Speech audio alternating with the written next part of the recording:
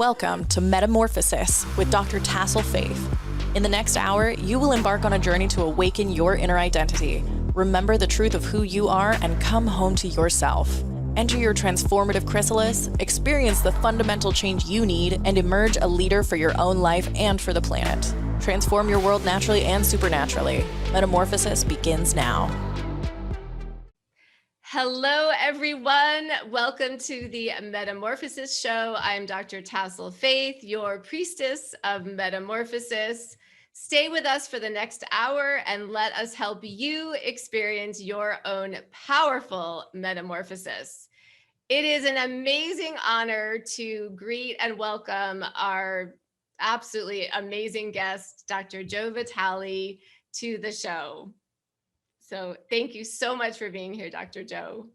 Of course, I've been looking forward to this moment. I want to see what you're up to, and I'm curious about what you're going to ask. Oh, awesome. Awesome. And if it's okay, I just want to share that years ago, I watched the movie The Secret. And of course, you were one of the amazing speakers in The Secret, and I just fell in love with you and your work and your energy, and been following you for years. And you just thank you. Such amazing wisdom, energy to the planet. So just thank you so much for being here with us on the earth. I feel it. I feel it. Thank you very much for saying that. Yeah, you're amazing. And I just wanted to say, as an introduction to Dr. Jo, he is a globally famous author, marketing guru, movie, TV, radio personality, and one of the top 50 inspirational speakers in the world. So what an honor. How are you doing today? I'm doing great. I'm with you. How can I be doing anything other than great? Look where I'm at. Oh, you're so sweet. You're so sweet. It's wonderful. So Dr. Jo, this show is about metamorphosis, how we move through sometimes what seem like very difficult challenges, initiations on our sacred life paths, and how we emerge from the chrysalis as the butterfly. And so maybe if I could just start maybe by asking you about anything you want to share around that, maybe your life path through your own initiations into becoming the amazing butterfly that you now are. Well, I'm glad to talk about any and all of it. I think that I'm still going through stages and changes and challenges even today. But the really big one for me that most people may have heard of, and maybe not, is that I was homeless for a while back in the 1970s, and I was in poverty for a good 10 years in the 1980s. And those were really struggle times. We're talking about a very long, dark nights and nights of the soul. And during that time, I was working on myself because I was reading all the right books, and I would go to the free seminars that I could attend. And we didn't have the internet back then, but I did everything that was available to me, and I applied it to the best of my ability. And good Lord, it was a struggle. It took forever. And I think one of the reasons why is I was mostly doing it by myself, which is why I'm so grateful for a show like what you're doing, because we can make it easier for everybody else. We can collapse time. We can give them pointers. We can give them hacks. We can give them shortcuts. We can give them hope. I didn't have any of that back then. I had the public library, which I am forever grateful for. Yeah. And so I would read the books and apply the books for myself. But it was really me against the universe. I really felt like a victim. I really felt like I was a one-man army standing against the globe itself, and it was just weighing on me and crushing me. Yeah. And so one of the big awakenings, one of the big transformations was to let all that go, to stop being the Lone Ranger, to stop trying to do it by myself, to stop feeling like I had to prove something to myself egotistically. And when I could let go of that and actually allow what I'll call the universe to support me and guide me, then the path started to be easier. But I think because I was doing it by myself, I didn't have the ahas that we can have today. Somebody can watch your show today and now and have an awakening. They can have an aha, and suddenly they change and they think differently and they blossom, all because of what we're doing here. It took me longer because I think I was the solitary man. Yes. Oh, what an amazing story. I think I knew bits and pieces of the story, but to hear you just personally tell it. And you know what's, I have to share that I've interviewed several people on this platform who have gone through homelessness and deep poverty and have made it out the other side very powerfully. It's a very interesting and I'm sure very challenging pathway to have gone through, but I'm glad.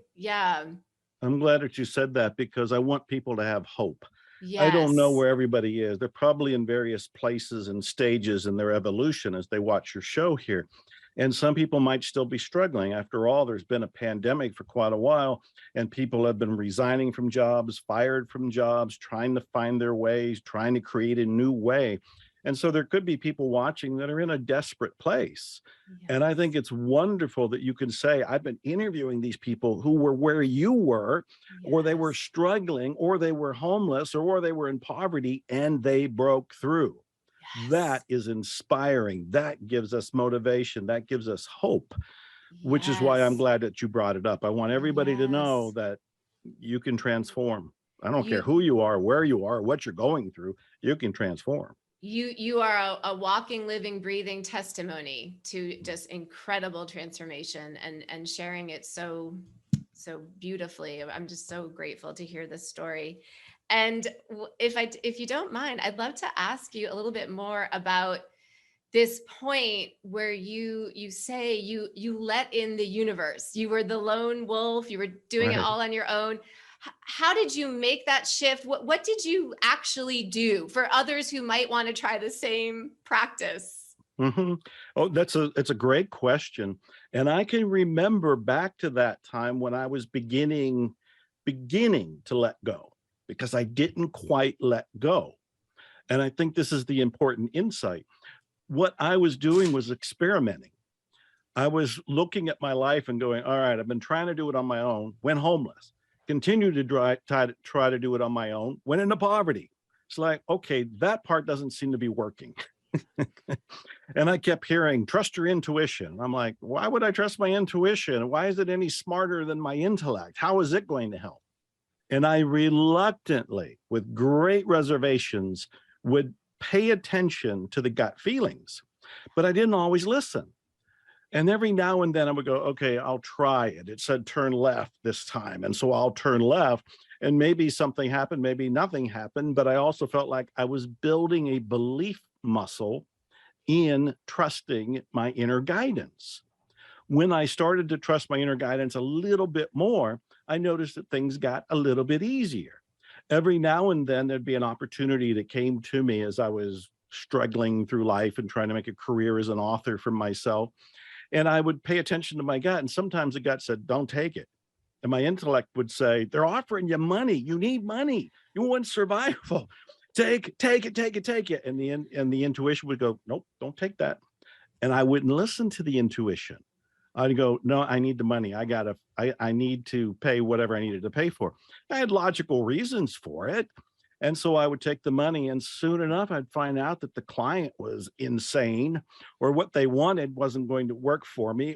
And I had to resign and actually even give the money back, which you can imagine how that hurt.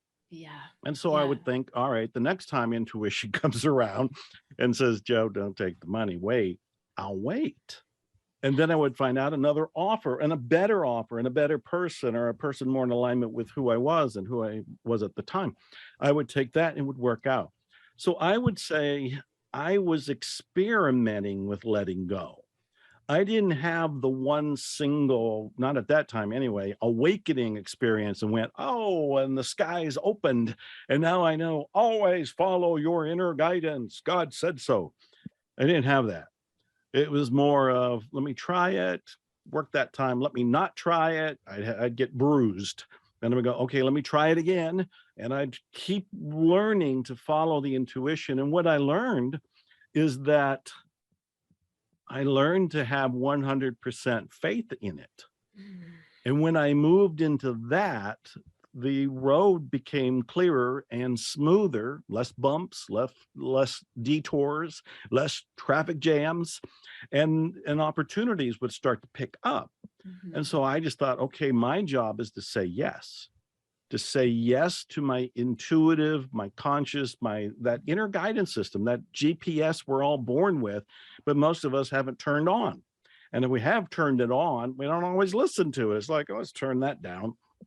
And what we need to do is reawaken the GPS. It's already there. I mean, we just have to kind of dust off the receptors and then start listening to it and start acting on it. And at that point, we can go, oh, well, life does seem to be a little easier when we do that. Well, that's an aha right there. That's part of the transformation. Oh, what an amazing description of your journey into trusting your intuition. I love it so much. And I love that basically you're sharing that it was really through trial and error. You would sort of not trust your intuition and see what happens. And then, oh, okay, maybe next time I will trust my intuition. And oh, look, almost like a science experiment, really. And that's exactly what it was. I was the guinea pig. Yes. I was trying it on myself because I was not there mentally to have 100% trust. Yes. Yes. Which is okay. It's part of the awakening. It's part of the human experience to go, wait a minute, there is a divine aspect to me. Maybe I could tune into that. But I didn't do it overnight. I had to experiment. I had to trust, and then I had to let go. Yes. And this sort of guidance is much more popular now these days. And it sounds like before you were just sort of on your own, figuring it out yourself, which is just so beautiful and so amazing to have that faith and to say no to something that the thinking mind is thinking, oh, this looks really good, I could really use the money, and to come back to that trust and that intuition is so powerful. Yeah, well, let me tell you a quick story. It's a story in one of my popular books. I think it's the Attractor Factor. Anyway, I was in Houston and I was just crawling out of poverty and just learning to make my way by following my intuition. But I was working for an oil company and I didn't like it. I cried going to work. I cried going home, but I'm doing my best to grow and evolve and be an author someday. And I remember every day people went to lunch and you get in your car and you go to the mall, which was only a mile away, and you go to the food court. So I get in the car, robotically start to go there. And my intuition said, nah, don't go today. Turn left. And I'm like, left? There's nothing but houses over there. It's a subdivision. Nah, turn left. It's experimental stage. I turned left. I didn't go barely a half a mile. And there was a little Italian deli there. Now you have to remember, I'm in Texas and I grew up in Ohio on Italian food, which I was not getting in Texas. So for me to discover an Italian deli in Texas by turning left, following intuition, was like finding a pot of gold. It was like, oh my God, look. So I'm excited. I go in and there's a man from Italy there. And he makes me an Italian sandwich and I eat it and tears are coming to my eyes. It's like, oh, I'm remembering my childhood. I'm missing my family. I'm missing my parents. All of this coming from a sandwich, and I'm thanking him. And he didn't really get it. He didn't really feel what I was feeling. He was just like, okay, I'm glad you're happy. I went back to the job I had, which I didn't like, closed the door to my office, and I rewrote his menu. He had a funky old poorly written menu. I rewrote that menu. I went to the copier machine. This is all illegal because it was employee theft. Okay. I went to the copy machine, copied 500 copies of his new menu. I went around the building of the offices where I was at. I put his menu all over the walls. And then the next day, I went back to the deli. The place was packed. It was packed by all the people who saw the menus in the offices where I was. And he met me at the door and now he's got tears in his eyes. And I said, well, that's not all. I also rewrote your menu and here's a box of your new menu. So here's the first thing that happened. I got a great meal out of it. He fed me for the next year for free. Well, we didn't stop there. I was still struggling, as I mentioned there. I was living in a rundown apartment. I was with my first wife and we were suffering and we needed out. but I didn't have credit. I couldn't get a house. I couldn't get a home loan. And I was miserable, really miserable. And the little Italian man at the Italian Deli heard me crying over lunch virtually every day, because I go over there, get my free meal, and tell him the blues. Yeah. Well, one day he said, you know, my house, the house he was living in, is a mile away. He said, it's empty. He said, I moved my family out of it into a bigger house. He said, but I built it with mementos and souvenirs from Italy, and I built it for my family, and I haven't had the heart to put it on the market and sell it. He gave it to me. He gave it to me. Oh my goodness, that makes me want to cry. I got chills going. I'm electrocuted right now as I'm remembering this. This is the power of now. Intellectually, nobody could have convinced me, hey, turn left, you're going to find a deli, you're going to make a new friend, he's going to feed you for a year, and eventually he's going to give you a house when you desperately need it most. Nobody would know that. Nobody could create that as a strategy. But the divine source, the universe, whatever, was nudging my GPS and saying, hey, Joe, don't go to the mall, turn left. I'm getting chills listening to this. It changed my life forever. Yes. And I want to just highlight that this is the whole part of the process of letting the how be taken care of by the universe. And we do not know how it may come in. As you said, you never could have imagined that someone would feed you for a year and give you a house for free. That's out of a movie. We don't know the hows. The universe works in beautiful, mysterious ways. That is one of the biggest mistakes that people make, is wanting to know how. Yes. Anybody who watches The Secret, for example, or reads one of my books or any of the success literature that's out there's a lot of it.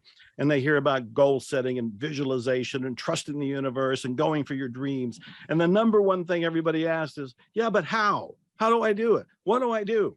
That's what actually stops the creation of what you want.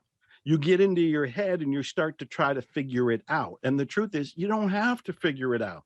The universe, God, the great spirit, Gaia, whatever you want to call source, is smarter than you. And it has connections to all the resources. So when it nudges you to do something, get up and do whatever it nudged you to do. Like for me, go turn left. How hard was that? And turn left, and my life changed forever as a domino effect. So you don't need to know how. This is just the most you have the most beautiful story, Dr. Joe.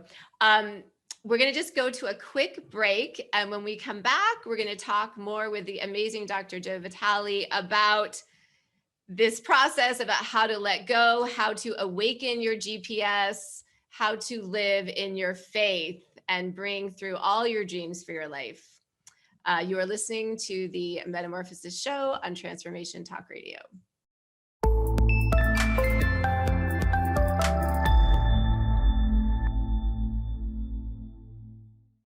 We are back on the Metamorphosis Show with the absolutely amazing Dr. Joe Vitale, who is talking so much about his path and his own metamorphosis and sharing the most beautiful practices with us. And before we continue, I just want to make sure that everyone knows how to contact you, Dr. Joe. Is there some handy contact information we can give out?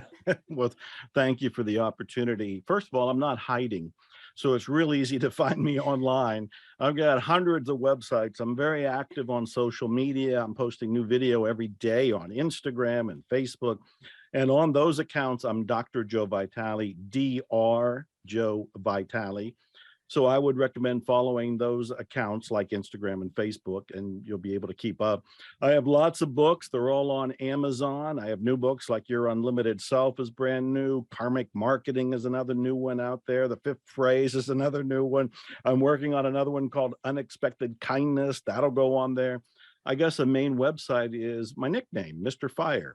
Go to MRFIRE.com, MrFire.com, and pack a lunch. There's quite a bit there. I love that. Pack a lunch. That's awesome. You are extremely prolific. How many books do you have out right now? Other people have counted because I'm too busy writing them to count them. I'm told over 80. I have over 80 books. Over 80 books. Yeah, that's the interesting Amazing. thing. You know, my first book was 1984. And then there wasn't a book for 10 years. It took 10 years for the next one to come out. And boy, I started cranking them out after that. I was the Wow. book of the month club pretty much for a while. And then after Wow. The Secret came out in 2006, publishers came to me, buyers came to me, more people wanted more books. And so a whole long line of titles came out, as well as Amazing. audio versions of them. And I'm a musician. I've come out with 15 albums Oh my as goodness. well as other stuff. Does I'm this just feel, following my joy. yes, does this feel like this is just in a way channeled from spirit? These ideas come through and That is absolutely a great question. The ideas do come out of the cosmos. yeah. And what I've learned to do, and this is part of following your GPS, what I've learned to do is to say yes to the ideas, even when I don't know where the ideas are going. Yes. I can tell you, I'll tell you another quick story. Back Yes. in 1992, I'm still struggling. I don't have a name for myself. I had the book published in 84, but it came and went, didn't do anything, didn't make any money. And so I'm still broke. But in 92, I had heard about an author who had died in 67. He had been famous in the 30s. And something in me just said, research him, research him. And I almost became obsessed because I was driven by this spark inside of me. Nobody said go and research them. Nobody paid me to research him. I didn't know where it was going to go. I'm following this divine push inside of me, this little passion spark.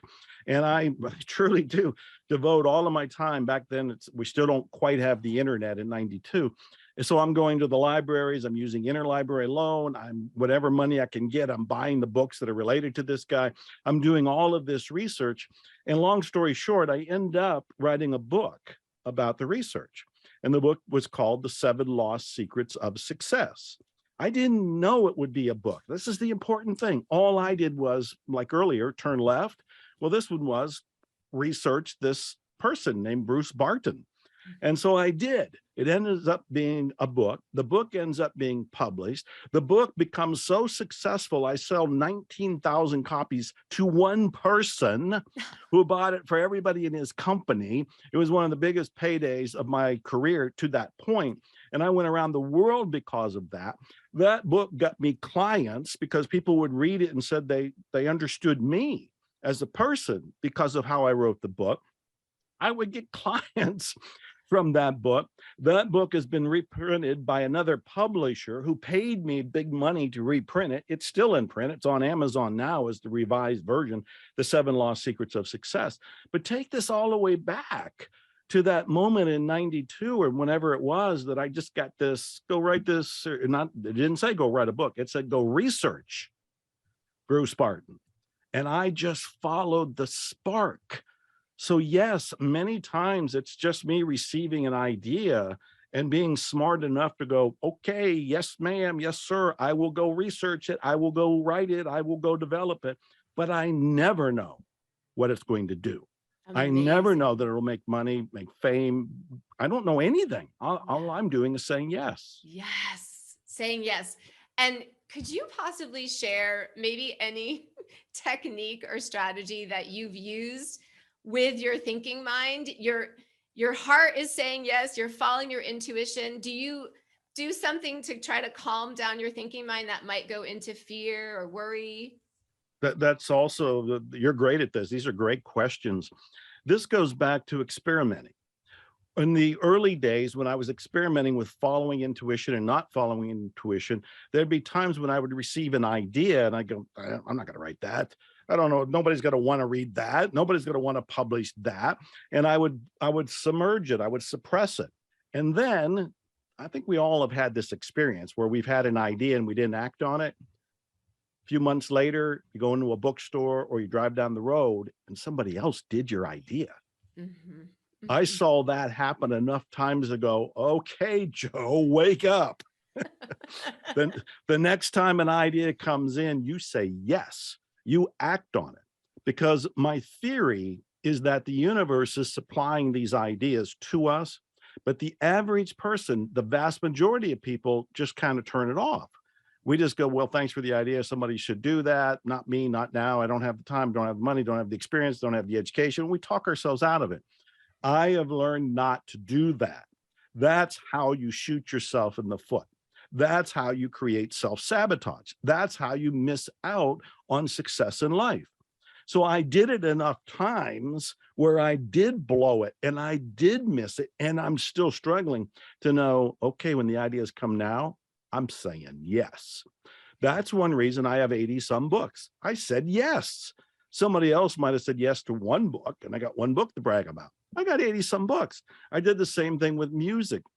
My musicians are in the Rock and Roll Hall of Fame. I'm not. I haven't been a musician very long. But because I got out of my own way, I have more albums recorded than most of them. All because when the idea comes, like, here's an idea for a song, here's an idea for an album, I'll go, okay, let's go do it. Amazing. Amazing. Learning from the missed opportunities to take the new opportunities. Yes, yes. This trial and error, seeing what happens and feeling the pain of the missed opportunity and that being motivational for the next time. Okay, the next time I'm going to say yes. I love that. Exactly. That's one of the practices I talk about a lot too, saying yes to what life brings, even when the thinking mind is scared and does not know the way, to say yes if you feel it in the heart. Absolutely. And may I also ask you, and this is just such a valuable show for the listeners. I'm so grateful. For people who really want to further tune in to their intuition, to that internal GPS system, to awaken it, to get it online. Can you offer possibly any suggestions or guidance if people feel like I want to, but how do I know what it is? How do I awaken it more? Yeah. And again, a great question. What I discovered is that, well, first of all, we have to be quiet. We've got to make time to receive. Most of us are too easily distracted. We got the TV on, the internet on, people talking to us, the phone's on. There's all kinds of things that are going on. Our baby's crying, the pet needs litter box changed, whatever. We need to make time for the silence. Anybody who knows my story knows that when I'm not traveling and I'm in Texas, I'm in the hot tub every night. And every night, I don't have a phone, I don't have my laptop, I don't have anything there. It's me, a cigar, and the stars. And I will give thanks to the divine for whatever's going on in my life. I will just look from star to star and say, thank you, I love you, blah, blah, blah, onwards and so forth. I'm making time to receive through that silence. Because if we're too busy talking, we can't receive it. It's trying to come in. It's like trying to hear a radio signal when we're already tuned to another radio station. We've got to tune down the static. We've got to tune down the traffic of the mind. And so I would say the very first thing is silence. We've got to make time to receive. And silence means turn off the phone, unplug whatever, lock the door, sit on the floor, lay down, whatever is going to be appropriate for you, and pay attention to the mind. So the next thing that we would want to do is have the discernment to know what is the monkey mind and what is the intuitive whisper. Now, over time, you get really good at recognizing that the monkey mind is the one that's telling you, you should get up and go do something. The monkey mind is the one that's going to be chattering about, this doesn't work, it worked for Joe, or maybe he's lying, it didn't work for him at all. You know, and it'll create a story. It'll create some rationalizations. It'll create distractions. So we want to be aware that that's the monkey mind. And a big insight is you are not the monkey mind. You have it. You can report on it. You can even chatter with it if you like, but you're not that. So when you recognize you're not that chatterbox, now you have some separation, and now you can choose to listen to what usually is a whisper or a feeling or both. And so what we want to do is get quiet, would be the first step. The second is listen to what's going on in the head so we can be separate from it. And then the third is tune in to the gut level feelings that come up. And maybe they'll just be peace. Maybe there'll be an insight. Maybe there'll be an idea. Maybe there'll be an image, a feeling. I don't know. It's going to be different for each person. But I think it's called a practice, meditation practice, contemplation practice, because that's what we have to do. We practice it every day. And then I would say, after making time for silence, we want to start doing it throughout the day. We want to have pause moments every hour, or we just kind of go to the bathroom if we have to, and make sure we're not going to be interrupted, and just kind of breathe. Breathing is wonderful because the air brings you in to the inside of your body. And if you can follow your breathing through your nostrils all the way to where it goes, midsection, abdomen, and so forth, now you're getting to the seat of the soul. Now you're getting to what could be the power center in your whole life. It's not up in your brain. It's usually, and the martial arts from Japan always point this out, it's usually in the abdomen kind of an area, the one point, the hara, in that stomach kind of an area. So all of these are insights, tricks, tools that people can practice. I love it so much. You're sharing just such valuable suggestions and guidance. And I want to just highlight what you so wisely shared about spending time alone.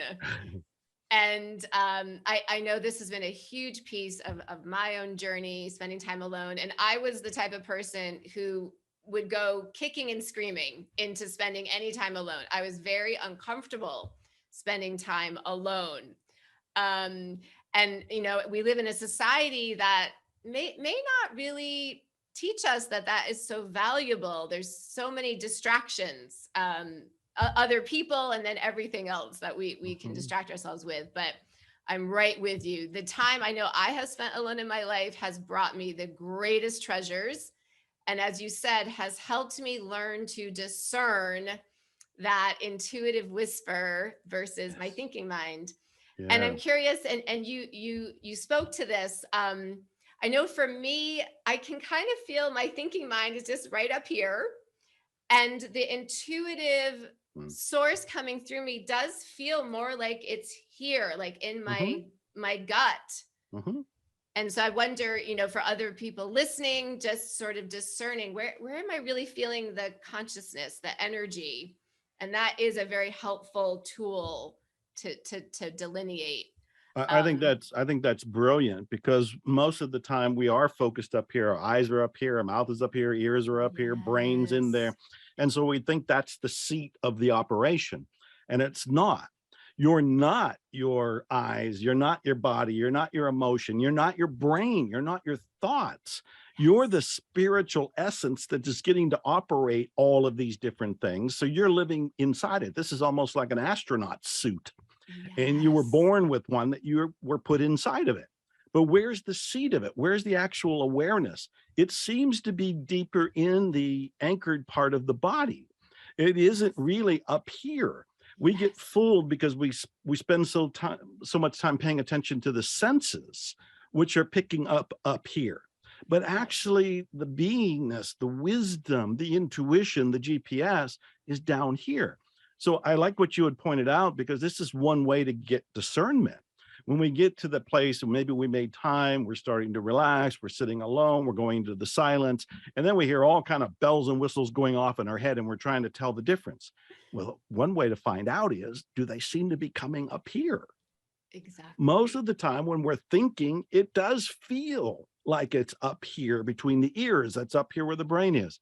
And so if we can just kind of bypass it, let it go, and let the monkeys just scream and dance and go up the trees and whatever they do, and we can breathe and bring ourselves deeper, then we can actually tune that down, if not actually tune it off, and get into the more spiritual, intuitive nudges that are peacefully waiting there. I don't think intuition screams. I think intuition kind of whispers. And so we have to get quiet to listen and go, what did you say again? I so agree. And I don't know about you, but sometimes I can just feel the whispers coming up, like little smokes, like little stacks of smoke coming up. It's really interesting. One of the practices I do sometimes with clients is just having them close their eyes, breathe a bit, come back into their body, and just visualize dropping their consciousness down into the heart area, into the gut area. And I think this can be kind of a helpful practice to get it started, just to think of your consciousness, moving downwards. Okay, we are going to take one more quick break. And so again, we are with the amazing Dr. Joe Vitale on the Metamorphosis show.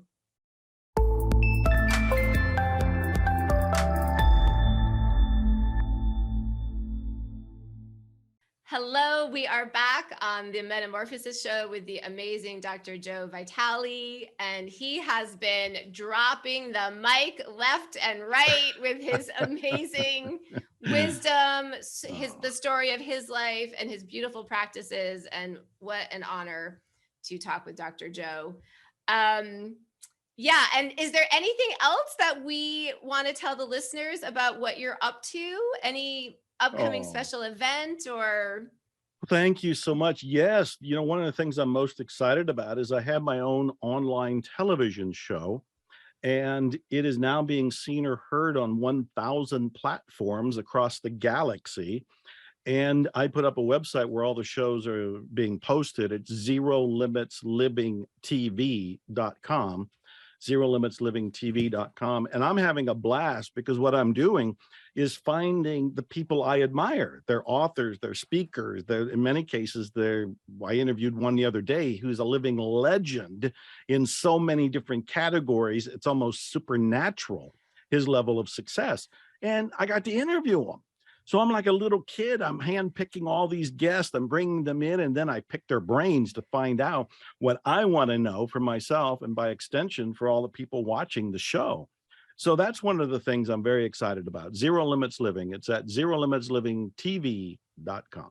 And is that every Friday it airs? I'm posting every Friday, yes. Wonderful. I've done 41 episodes so far, which is amazing to me because it seemed like yesterday. And this is another thing everybody watching needs to know. When you have an idea for something and you start to act on it, you look at people around you. Like you might look at me and go, he's written 80 books. He has 15 albums. He has 41 episodes of his TV show. And you forget that all I did was get up every morning and do the next thing. I wrote the first book in '84. It was 10 years before the next one, but I kept writing, and I have ideas for more books. I keep writing them, and the counter keeps going up. I remember when I got the offer to do the TV show, and I thought, wow, when will I start it? And I was going to start it a year ago. Next thing you know, I've done 41 of them. These things, they just keep growing if you keep doing. I love that so much. I love that so much. I like the metaphor of we're all building a beautiful brick house, and every day we can just put one more brick into this house. It's just, success is just every day taking the next step, as you said, the next thing. And I want to ask you this.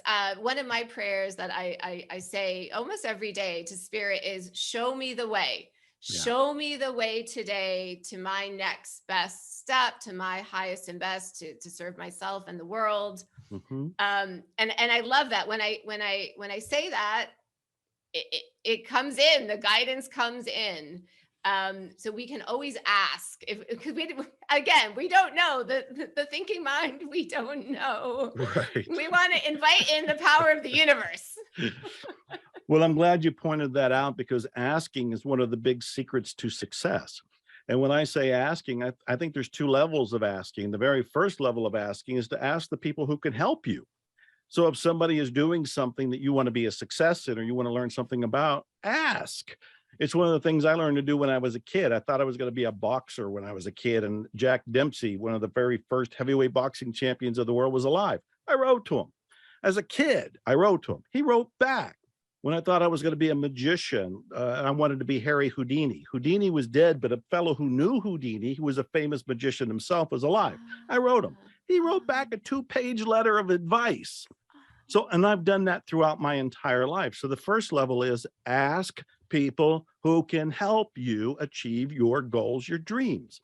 The second level of asking is asking your guides, guardian angels, the universe, God, whatever is in your belief system, because we're not here alone.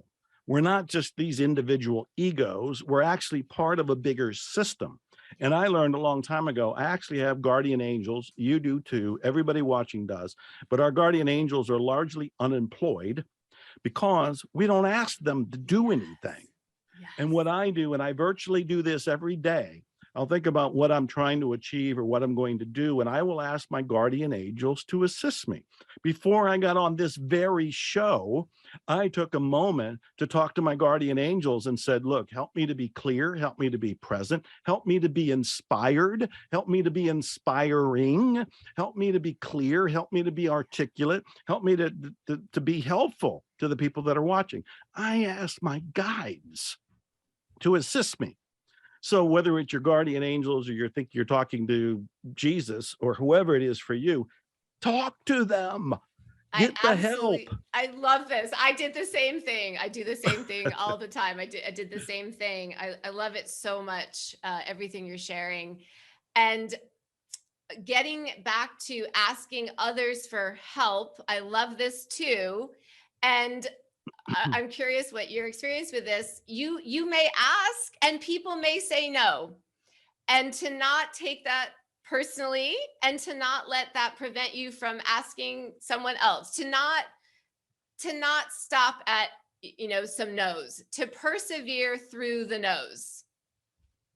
And I totally agree with that. My experience has been that next to nobody says no.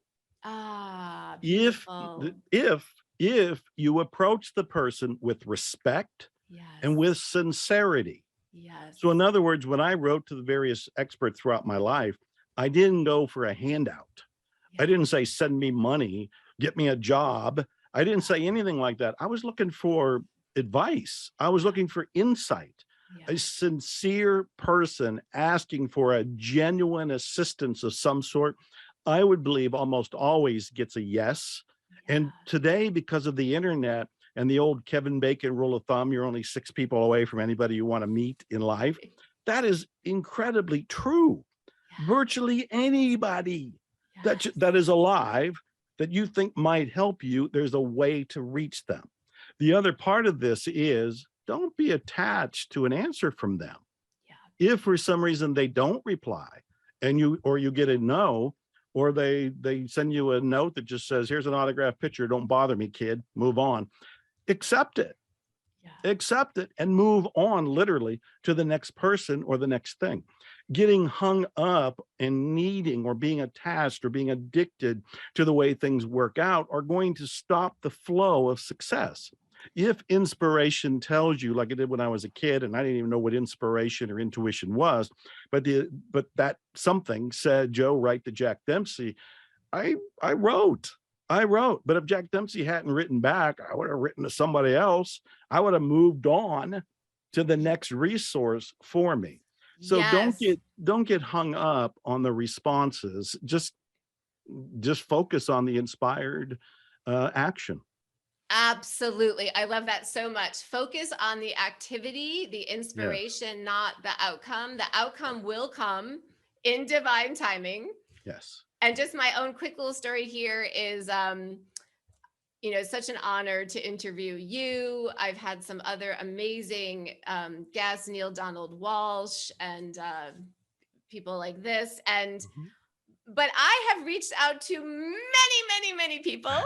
And the vast majority have said no. And often they've said no very kindly. But I didn't let that stop me. I didn't take it personally. And as you said, I kept going. I focused on the activity, not the outcome. I love your tagline, zero limits. And what does that mean to you? And is that related to also, I know something you really are great at, masterful at, is clearing limiting beliefs. Yeah, they're all tied in together. Zero Limits is becoming my brand, I think. I wrote a very popular book called Zero Limits. I, of course, have the TV show Zero Limits Living. I have a movie that'll be coming out next year called Zero Limits. And in fact, people can go to zerolimitsmovie.com and get a sense of what that's all about. And part of what I'm doing personally and professionally is exploring, do we actually have any limits? Even on my show, I will often ask the guest, I said, in your expert opinion, do we have limits? Because the show's called Zero Limits Living. So first of all, I don't think we have any limits. I think they're all mental constructs. We might agree on them. We might pull in some sort of evidence that we're convinced that there's a limit. I think the limit is temporary. I think the limit is a mirage. It's man-made or female-made or just human-made out of our own consciousness. And it has its purposes, but at some point it'll disappear. And we'll find out, wow, we really can have, do, or be anything. So the very first idea with zero limits is it did stem from a book I wrote, but that book was about a clearing technique called Ho'oponopono. And for those who know it, their minds have been blown because miracles have been occurring from people practicing Ho'oponopono. I think one of my contributions to the self-help movement is the discovery that we have to clear these subconscious / unconscious beliefs that are usually in the way of what we consciously say we want. So I call it, it's called the missing secret. The missing secret is you got to get clear. What are you getting clear of? The limiting beliefs. Where are the limiting beliefs? In your subconscious mind. Well, if they're hidden in the subconscious, how do you reach them? How do you find them? How do you clear them?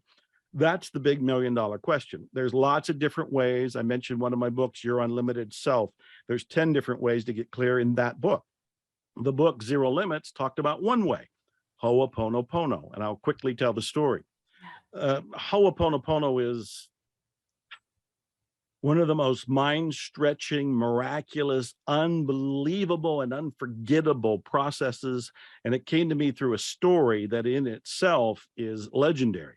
And the story was about a man who was a therapist at a state hospital in Hawaii. It was a hospital for criminally insane patients. They were sentenced there. And it was a despicable place. It was hell. Most doctors would quit. The nurses would quit. Social workers would quit because the patients were violent. They were shackled or sedated every single day. But one therapist went there. And he said, well, I'll be here because by law, they had to have a therapist there. He says, but I'm going to do my own brand of therapy. And his brand of therapy was really, in short, where he worked on himself in a very specific way. And as he worked on himself, magically, miraculously, unexplainably, the patients got better. Within a few months, they were starting to be unshackled and not sedated. A few months after that, some of them were being released. They were being said to be, well, you're normal again. You served your time, go on out. And within 4 years, the ward was closed. So I heard the story. I went and found the therapist. I co-wrote the book, Zero Limits, with him and his blessing. I did 3 events with him, Zero Limits 1, 2, and 3. So it has deeply affected my life. The therapist passed away earlier this year. So the only thing we have left now is the book and the videos that we had done.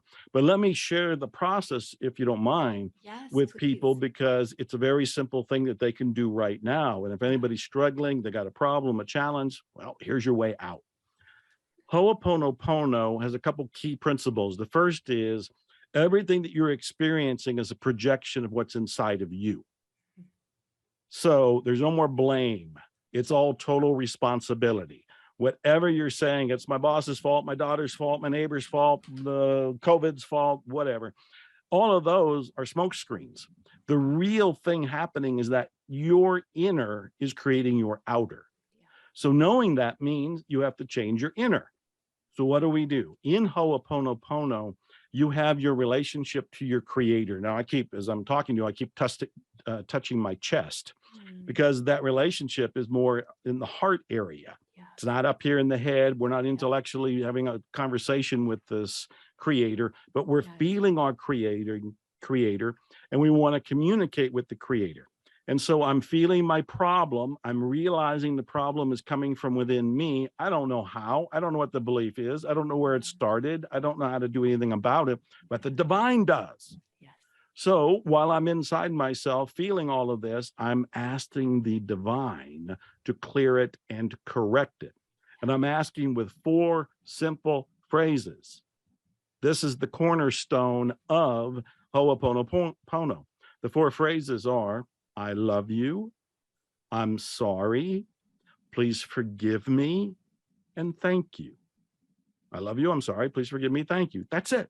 I love you. I'm sorry. Please forgive me. Thank you. You're saying those 4 phrases inside yourself as you're aware of your problem and probably feeling whatever's bothering you about the problem. And you're saying the phrases to your sense of your creator, God, whatever it is for you. And so inside, you're basically saying, I'm sorry for wherever the belief came from. Please forgive me, my ancestors, my DNA, whoever downloaded this belief into me. Thank you for clearing it. Thank you for taking care of it. I love you for this process. I love you for this life. I love you for this healing. I love you for clearing and giving me release. I love you. I'm sorry. Please forgive me. Thank you. I know that's the crash course in Ho'oponopono, but really that's enough to run with, and people can start doing it right now. Yeah. Amazing, amazing, amazing, amazing. Dr. Joe, what an honor. Everything you've said is just a nugget, a golden nugget, a drop the mic moment. You speak with such wisdom, and you speak from complete authenticity. You have walked the walk. You have been on an amazing journey of metamorphosis, and just thank you so much for being here. Are you kidding? This has been exhilarating for me. I love your questions. I love your energy. I love your show. I love what you're doing for people. So it's been an honor to be here. I am very grateful. Thank you. Oh, thank you so much. I'm so touched. And thank you to all the amazing listeners. We're going to wrap up here. Please find Dr. Joe on MrFire.com is his amazing website. He has so much to offer. If you want to get in contact with me, my website is drtassel.com. And every blessing for you on your amazing metamorphosis journey. So much love to you all. Thank you for joining Dr. Tassel Faith, Priestess of Metamorphosis, on your road to transformation and freedom. Each step takes you closer to becoming an awakened, empowered, courageous, and a moves mountains kind of person. Join us again, the 2nd and 4th Wednesday of each month at 12 noon Eastern Time for more guidance and encouragement. Until then, lead with your magic, trust the unseen, experience quantum leaps.